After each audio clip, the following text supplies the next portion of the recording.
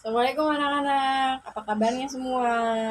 Tetap semangat ya, walaupun kita masih belajar daring ya. Kita sekarang akan belajar IPA temanya, IPA tematik 5B, tentang alat pernapasan pada hewan. Oke, buka buku tematik 5B ya, halaman 4. Yaitu alat pernapasan pada hewan. Hewan adalah makhluk hidup yang bisa bernapas setiap saat. Nah, hewan memiliki organ pernapasan yang berbeda-beda ya. Yang pertama adalah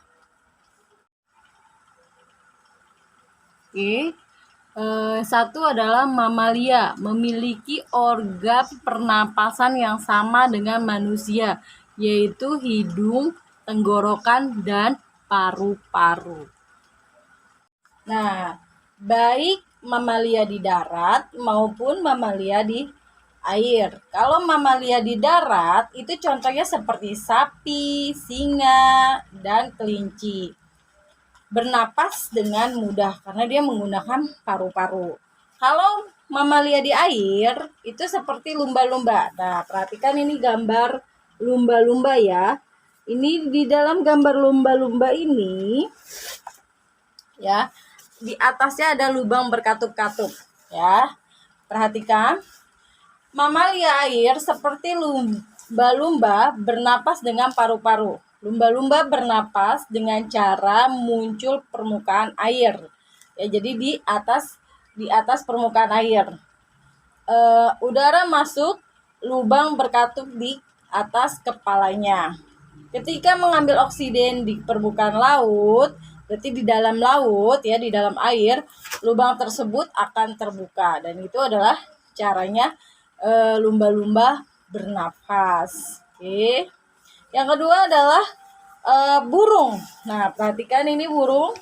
Ya, burung di sini ada pundi-pundi burung, terus di sini ada paru-paru ya. Oke, Ibu akan jelaskan cara bernafas burung. Untuk burung, bernafas dengan paru-paru dan pundi udara. Jika terbang, bernafas dengan pundi-pundi udara. Ketika hinggap, burung bernafas dengan paru-paru.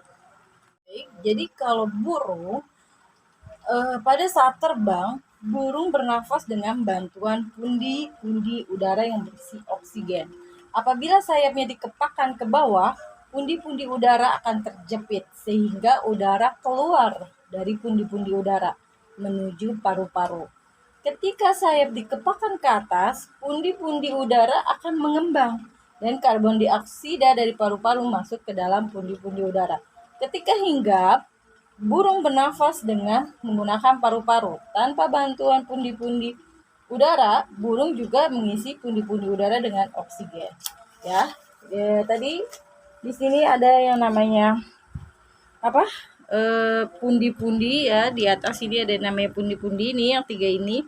Terus di 2 ini adalah paru-paru ya. Kelihatan kan yang 2 ini nih, yang kayak telur adalah paru-paru.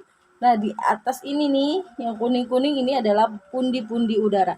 Jadi, burung bernafas melalui paru-paru ketika dia sedang tidak terbang, atau hinggap, atau diam berdiri tempat, atau sayapnya hendak mau turun, dia menggunakan paru-paru.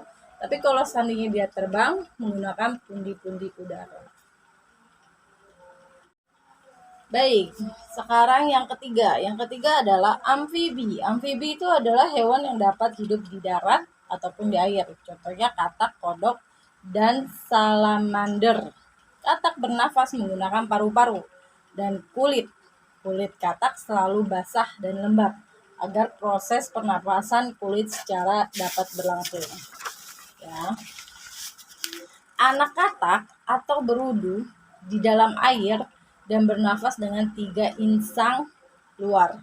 Insang luar berupa lembaran-lembaran kulit luar yang halus dan mengandung pembuluh darah kapiler. Setelah berumur 9 hari, berudu bernapas dengan dalam insang. Seiring bertumbuh, Berudu menjadi katak muda, insang dalam menyusut, dan paru-paru mulai berfungsi. Ya, perhatikan ini adalah katak-katak yang sudah mempunyai paru-paru. Berarti ini organnya sudah lengkap. Sedangkan kalau yang ini adalah katak yang katak berudu ini adalah berudu ya, atau katak yang masih dalam wujud berudu. Ini menggunakan 3 pasang insang luar seperti itu. Dan yang terakhir adalah ikan. Ikan bernafas dengan insang. Rigi-rigi insang berfungsi menyaring kotoran agar tidak masuk ke lembar insang. Lembar insang berfungsi sebagai pertukaran oksigen dan karbon dioksida. Ikan tidak mengambil oksigen dari udara. Ikan mengambil oksigen terlarut dalam air. Jadi ikan bernafas di dalam air karena di dalam air ada lalutan air. Oksigen bersama air akan masuk ke dalam insan yang mulutnya terbuka. Nah, perhatikan ini gambarnya ya. Ya. Kelihatan nggak ya? Nih. Ini gambarnya ya. Ini gambar ikan dan ini adalah alat pernafasannya seperti itu ya. Jadi ini yang kecil ini adalah insangnya ya. Kalau yang ini adalah lembaran insangnya. Ini lembaran insangnya, sedangkan ini adalah insangnya ya, seperti itu. Oksigen bersama air akan masuk ke dalam mulut ikan terbuka. Ikan mulut terbuka, tutup insang menutup. Kemudian tutup insang terbuka, lembaran-lembaran insang akan menyerap gas oksigen yang terlarut dalam air dan mengeluarkan karbon dioksida. Dan itu adalah cara dia bernafas gitu antara insang dan lembaran-lembaran insang ya, lembaran insang. Jadi oksigen bersama air akan masuk ke dalam mulut ikan terbuka. Ketika mulut terbuka, tutup insang menutup. Jadi ketika mulut terbuka, maka insangnya akan tertutup. Ketika insangnya terbuka, maka mulutnya akan tertutup. Seperti itu cara pernafasan pada insang. Oke, cukup sekian dari Ibu. Kita membahas alat pernapasan 3 ya. Pertama mamalia air yaitu lumba-lumba, dan mamalia darat yaitu sapi, singa ya, itu mamalia darat. Terus yang kedua adalah burung ya. Burung bernafas bisa dari pundi-pundi udara atau paru-paru. Yang ketiga kita membahas katak, kodok, itu semacamnya. Dia juga ketika kataknya sudah sempurna, sudah dewasa, maka dia memiliki paru-paru sama seperti manusia.